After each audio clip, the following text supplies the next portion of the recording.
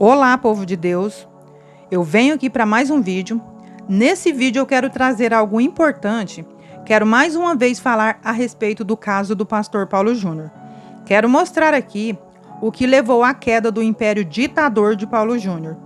Antes de sair do vídeo ou tirar suas conclusões, fique até o final que eu quero dizer algo importante para alertar a igreja do Senhor.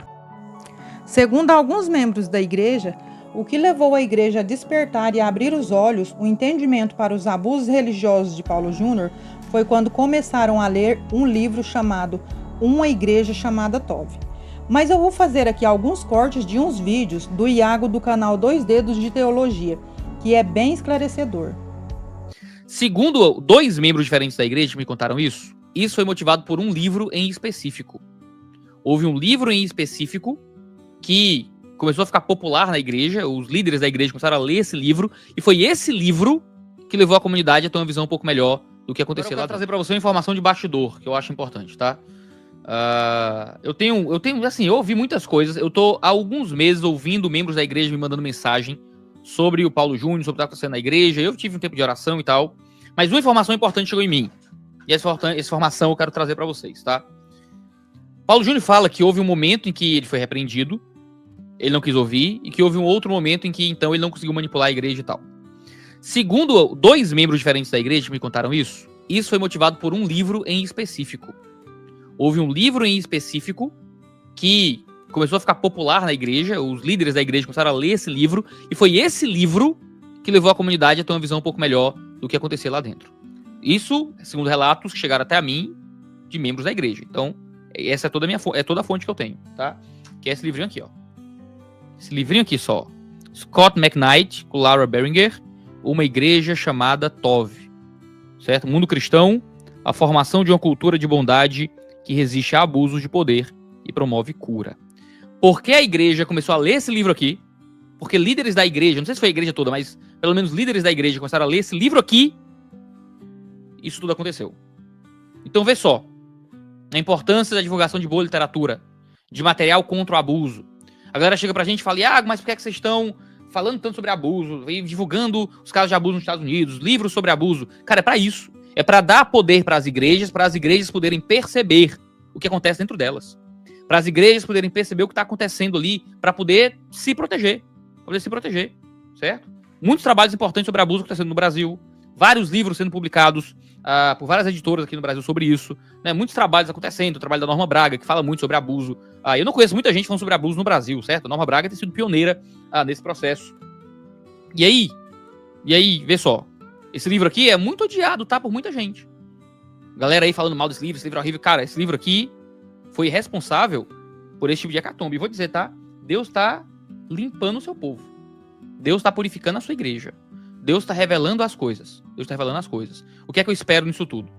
Eu espero, primeiro e antes de tudo, que os que foram feridos pelo Paulo Júnior possam se recuperar. Não sei o grau disso acontecendo, não sei o que aconteceu, tá? Não sei os detalhes. Sei que as pessoas me contam coisas, mas não vou trazer isso pra internet, mas não sei os detalhes de nada. Espero que as pessoas feridas pelo Paulo Júnior possam ser tratadas e curadas e possam encontrar um relacionamento melhor com Jesus nisso tudo.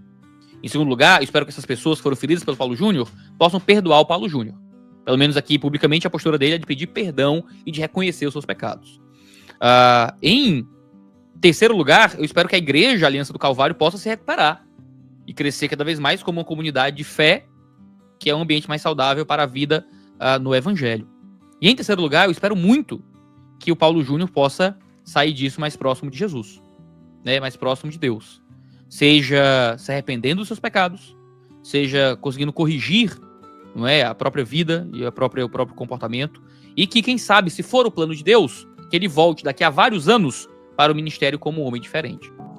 Alguns pastores estão aterrorizados com o surgimento desse livro. Estão surgindo muitos questionamentos. Mas o livro é de ideologia progressista. Mas a Bíblia diz, examinai tudo e retém o que é bom. Mas por que estão dando tanto crédito para esse livro? Só a Bíblia é o suficiente. Então vamos jogar no lixo todos os exemplares de livros cristãos e ficamos só com a Bíblia. Ah, mas depois que esse livro entrar nas igrejas, as ovelhas vão fazer várias acusações contra pastores. Eu só digo uma coisa, para acusar precisa ter provas. Não é assim sair acusando as pessoas sem ter provas. E outra coisa também, ovelha rebelde fica de banco. Não aceita repreensão, tem que ser excluída. Simples assim. Não podemos deixar que esses abusos religiosos continuem e seja jogado para debaixo do tapete. Espero também que surja um livro para abrir o entendimento dos crentes em relação à lavagem cerebral dos mercenários, estelionatários da fé, que ficam extorquindo as ovelhas do Senhor. E é isso que eu queria falar aqui nesse vídeo. Fiquem todos na paz do Senhor Jesus. Amém? Como lidar com uma liderança de igreja que é moralmente abusiva? Como lidar com uma comunidade teológica onde os líderes mandam e desmandam de uma forma a construir uma cultura de trauma na igreja? Quando nós falamos sobre cultura de igreja, nós estamos falando sobre coisas muito sérias, que envolvem a vida das pessoas e envolvem muitas vezes ambientes de liderança extremamente problemáticos. Foi conversando sobre isso com meu amigo Cacau Marques, do pessoal lá do Bibotalk, que ele me falou de um livro que não havia em português ainda, só existia em inglês, do Scott McKnight, chamado A Church Called Tov, uma igreja chamada Tov. Tov, em hebraico, significa bondade. A ideia é que a igreja era chamada para uma cultura de bondade. E ele disse uma coisa, ele disse: Iago, se esse livro saísse em português, eu lutaria para que todo o meu presbitério, toda a liderança da minha igreja lesse esse livro. E é o tipo de elogio efusivo, né, que você, olha, você pensa a respeito quando alguém diz algo desse tipo. Foi então que a Mundo Cristão trouxe em português uma igreja chamada Tov, a formação de uma cultura de bondade que resiste a abusos de poder e promove cura, do Scott McKnight com Laura Barringer. E eu li esse livro e eu entendi o ponto do Cacau, e eu concordo com ele. Se você é pastor de igreja, se você é líder de igreja, se você é diácono numa igreja, se você é discipulador, se você é líder de pequeno grupo, se você é professor de escola dominical, se você é membro de igreja, é mandatório. Você precisa ler uma igreja chamada Tov, e eu vou fazer com que todos os líderes da minha igreja leiam esse livro. Eu quero conversar com vocês sobre os 4 primeiros capítulos desse livro, que formam a primeira parte desse livro. A primeira parte se chama A Formação e a Deformação da Cultura de uma Igreja, onde eles mostram o aspecto mais negativo da questão aqui, como a igreja entra nessa derrocada moral dos irmãos viverem em uma cultura profundamente abusiva. A segunda parte do livro, eu não vou tratar dessa parte nesse vídeo, tem 7 capítulos e desenvolve como criar essa cultura de bondade. Bom, antes de discutir sobre isso, talvez a gente volte aqui para falar desse livro mais vezes aqui no canal, eu quero discutir com vocês sobre como se forma uma cultura maldita, abusiva, traumática dentro de uma igreja, baseado nesse material excelente da Mundo Cristão. Deixa eu fazer uma pergunta. Você já foi ferido pela igreja? Uma cultura de igreja abusiva já te fez ter dúvidas sobre Cristo Jesus? O modo como as coisas funcionam hoje em muitos ambientes religiosos faz com que seja tão difícil recomendar igrejas baseado apenas na teologia. Às vezes nós indicamos igrejas com boa teologia, mas a boa teologia nem sempre se converte em bons relacionamentos ou em cultura de liderança que não seja muitas vezes pecadora e abusiva. Muitas vezes, erros e abusos de líderes de igreja colocam alguns de nós em profundas crises de fé. Muitas vezes a igreja nos magoa, a igreja nos prejudica, a igreja nos fere. A escrita desse livro foi motivada pela famosa queda de Bill Hybels, pastor da famosa Willow Creek Community Church. Um autor que foi muito reverenciado quando eu me converti. Era muito improvável que alguém falasse de igreja 10, 15 anos atrás sem usar Bill Hybels como uma grande referência. Na introdução eles dizem o seguinte: muitas vezes, quando um pastor é acusado de conduta indevida, a reação inicial é negar, esquivar-se, irar-se ou demonizar quem faz a acusação.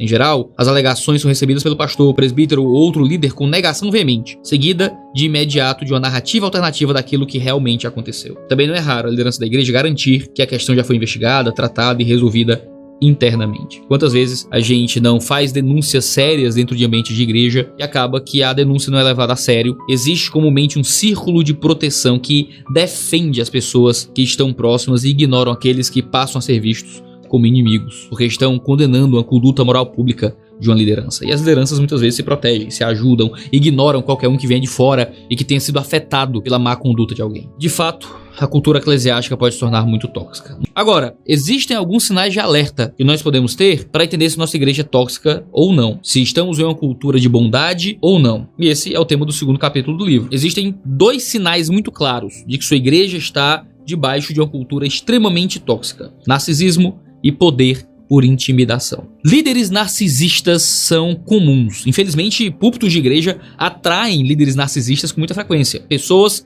que vivem em torno de si, que se acham superiores, melhores, que nunca aceitam estar erradas e que acham que os outros vivem para o seu próprio serviço. E os autores chegam a tratar isso num sentido patológico mesmo, né? O transtorno de personalidade narcisista inunda muitos ambientes de liderança pastoral. Por muitas vezes, o líder parece só alguém de personalidade forte, mas na verdade é alguém que está usando a igreja para o seu próprio benefício. Por que a gente tem muitas vezes presbitérios que se resumem a bajuladores de pastor? É justamente porque esses narcisistas conseguem se rodear de gente que só tá ali para lhe facilitar o caminho e nunca para lhe dar posições e opiniões diferentes, nunca para ter a mesma força de liderança, nunca para cuidar da igreja tanto quanto ele, com os mesmos direitos e deveres que ele, porque ele quer ter mais voz, mais poder que os outros. É muito comum que um narcisista, um líder narcisista, seja aquele que quer constantemente que a sua igreja seja a melhor, a maior, a mais influente. São pessoas que estão falando de relevância o tempo inteiro e para eles relevância é algo que lhes concede o controle sobre uma comunidade cada vez mais poderosa. A igreja acaba se tornando uma mera obra daquele indivíduo e um validador daquele ser humano. Por isso que para o narcisista, geralmente, igreja é uma questão de controle. Tudo se resume ao modo como você controla e coordena e manda na igreja. Por isso que o segundo modo de interpretar se a sua igreja está realmente vivendo uma cultura tóxica, uma cultura longe da bondade, é reparar se na sua igreja vocês vivem debaixo de poder por medo. Eles têm esse poder, eles podem te disciplinar, eles podem te demitir e ninguém pode fazer a mesma coisa com eles, porque muitas vezes as regras os protegem. Ele só pode ser demitido se houver um conselho absurdo, absoluto, com a quantidade real de pessoas para que as coisas possam seguir esse caminho. Esse tipo de líder é o tipo de líder que, ao invés de inspirar autoridade, ele cobra submissão. Veja, bons líderes inspiram liderança. E você olha para esses homens e dizem: eu quero ser submisso a esse homem, eu quero seguir essa liderança, eu acredito no que Deus está fazendo na nossa vida através do trabalho dessa liderança. Um líder, ele cobra, ele manda submissão. E essa não é a postura de um bom líder. Isso é a postura de um autoritário, de um soberano, não a postura de um pastor de ovelhas. Ele acaba se tornando um autocrata espiritual. Ao invés da igreja crescer em cooperação com o líder, ela tenta crescer debaixo de um domínio, de um controle do líder. Essa cultura TOV é um manual maravilhoso para nos ajudar a identificar culturas tóxicas à nossa volta.